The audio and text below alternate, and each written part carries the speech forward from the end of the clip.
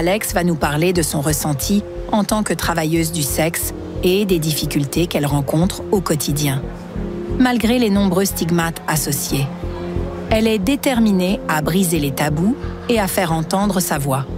Chaque jour, elle fait face à des préjugés, des discriminations et des risques pour sa sécurité. Elle milite pour créer un environnement plus sûr et respectueux. En partageant son expérience, Alex espère sensibiliser le public à la réalité de son métier.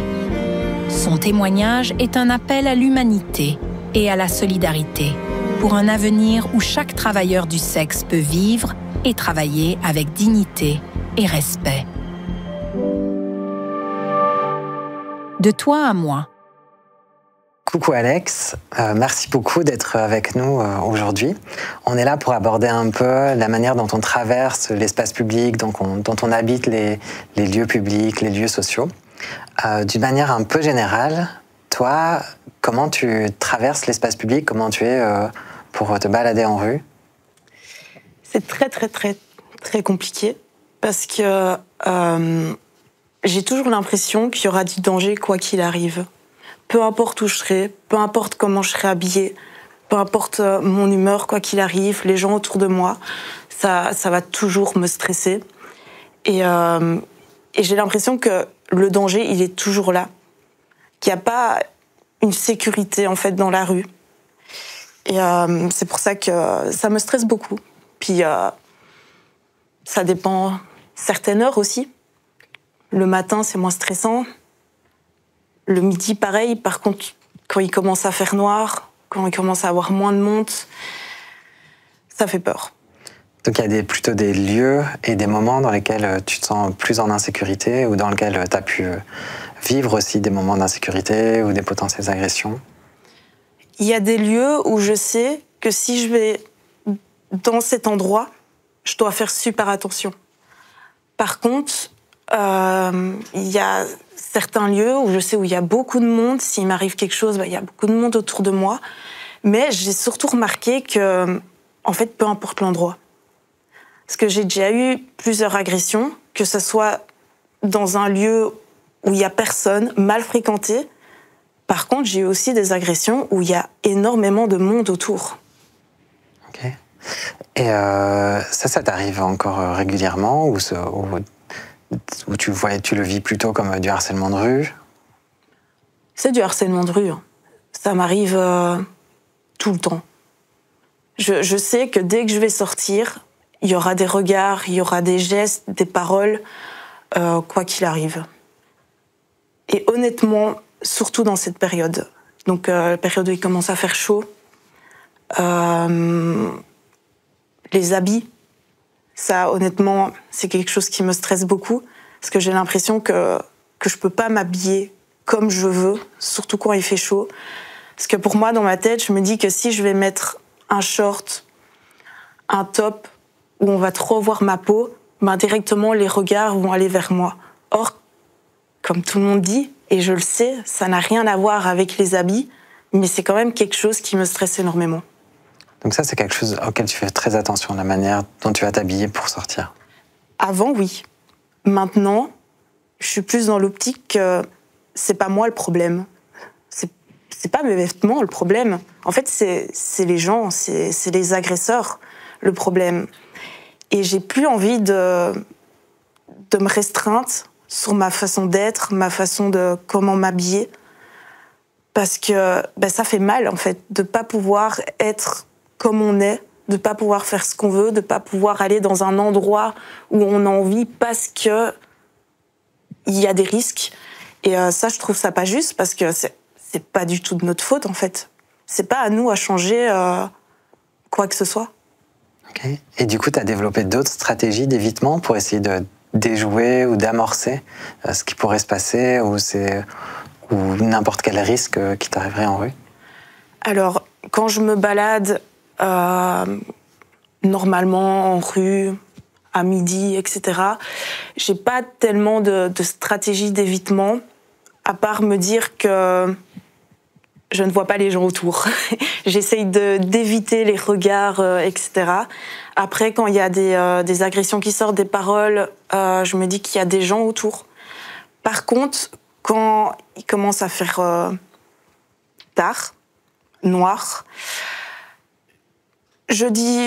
j'envoie souvent un message à des gens pour dire voilà, à ce moment-là, je suis dans ce lieu-là, à ce moment-là, je suis là, si je vais rentrer à telle heure, etc.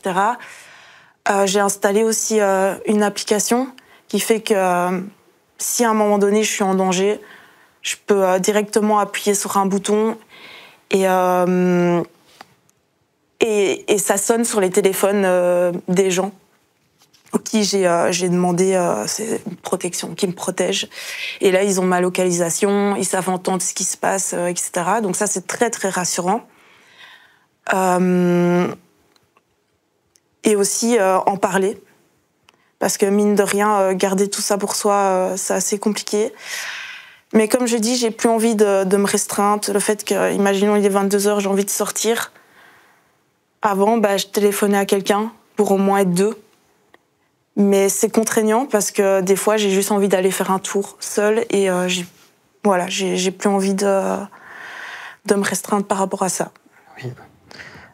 T'as vécu ça uniquement en rue ou parfois aussi dans d'autres espaces, depuis même dans ta construction, dans ton parcours?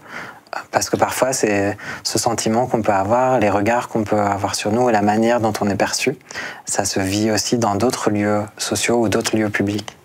Bien sûr.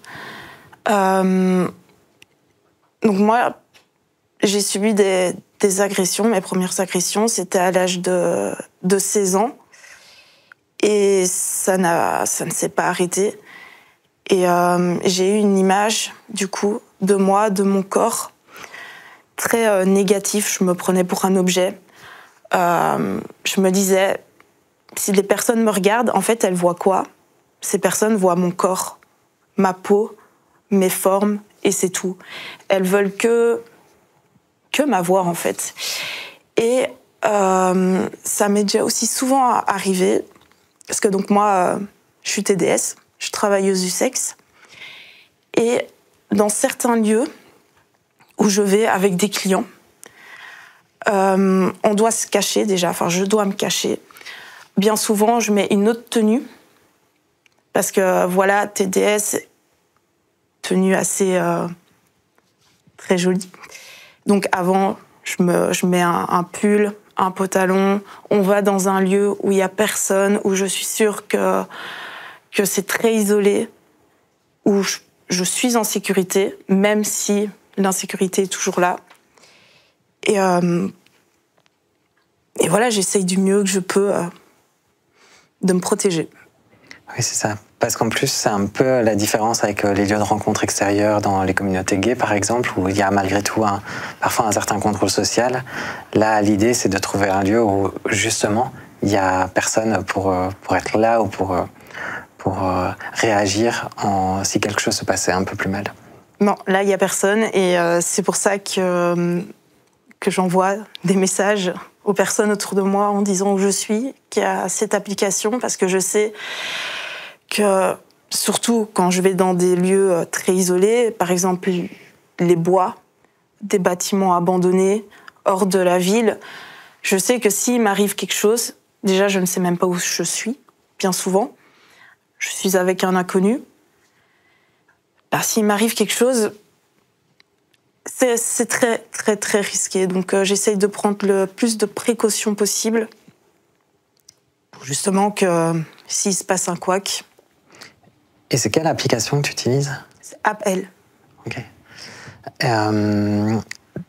Et du coup, quand en dehors de ces endroits de rencontre, quand tu es dans le centre-ville, par exemple, est-ce que tu penses que ça serait utile d'avoir quelques lieux qui sont identifiés comme des lieux de refuge, comme des endroits où on peut se mettre en sécurité, où on peut essayer d'appeler quelqu'un, de pouvoir uniquement déjà respirer et mettre fin à un harcèlement ou à une agression qui viendrait d'avoir eu lieu?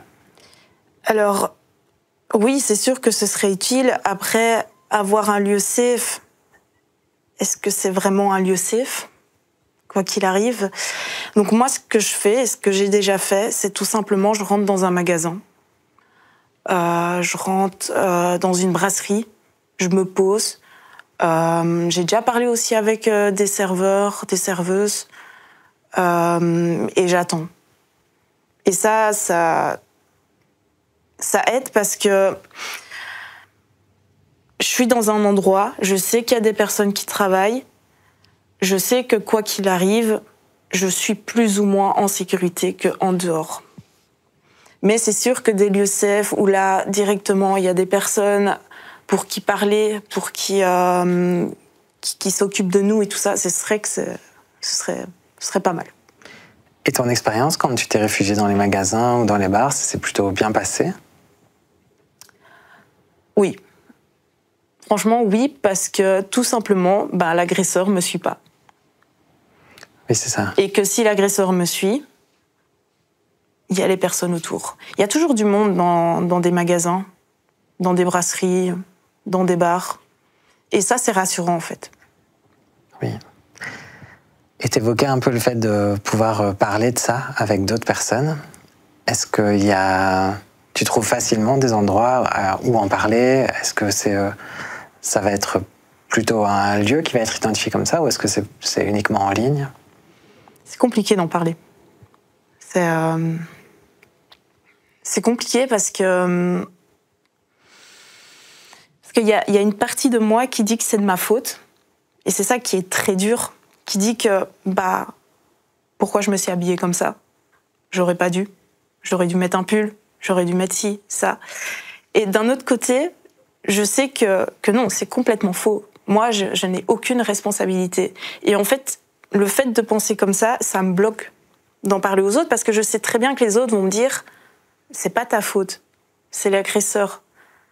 Mais je sais pas, je ressens de culpabilité comme si au fond c'était de ma faute, mais pas du tout. Mais je commence à en parler de plus en plus parce que je me suis rendu compte que je suis pas seule, qu'il y a plein d'autres personnes, qu'il y a aussi plein d'autres personnes qui ressentent la même chose que moi. Le fait d'être un objet, d'être vu juste pour la sexualité. Et c'est vraiment rassurant. Et ça te donne des pistes pour sortir de cette vision que tu as de toi-même? Ouais. Ça me redonne confiance. J'apprends à avoir une autre vision de mon corps. Une vision de moi, d'un être humain. Et plus un objet sexuel. Oui, donc c'est vraiment en ayant trouvé des personnes qui pouvaient te comprendre et qui pouvaient un peu faire écho à ton parcours que tu arrives à dépasser ça. Ouais. Et ça fait du bien. Parce qu'en plus, on peut trouver des pistes ensemble, on peut s'aider ensemble. C'est ça qui est bien. Chouette.